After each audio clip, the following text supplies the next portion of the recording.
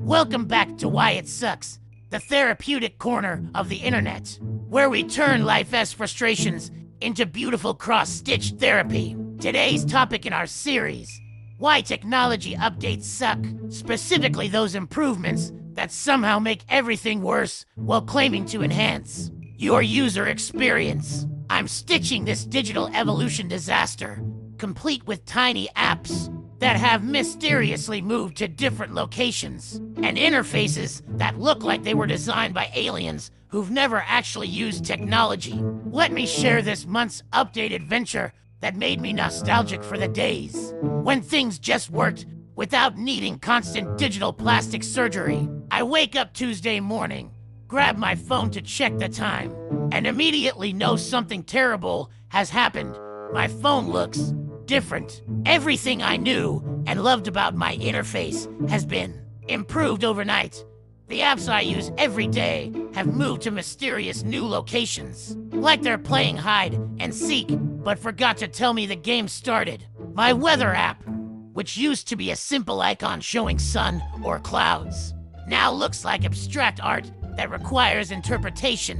The messaging app has completely changed colors and apparently decided that giant emoji reactions are more important than, actually reading messages. But here's the really beautiful part. Nothing works the same way anymore.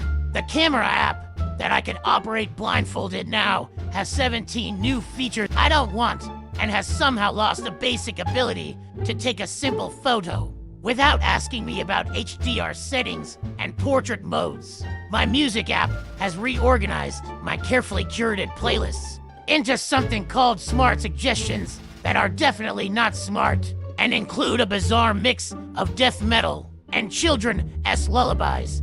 The settings menu has been completely redesigned by someone who apparently believes that finding basic preferences should require a treasure map. I spend 20 minutes trying to figure out how to change my wallpaper, which used to be a two-tap process and now involves navigating through 17 submenus. But the absolute masterpiece of this update disaster is that my phone is now slower than it was before the performance improvements.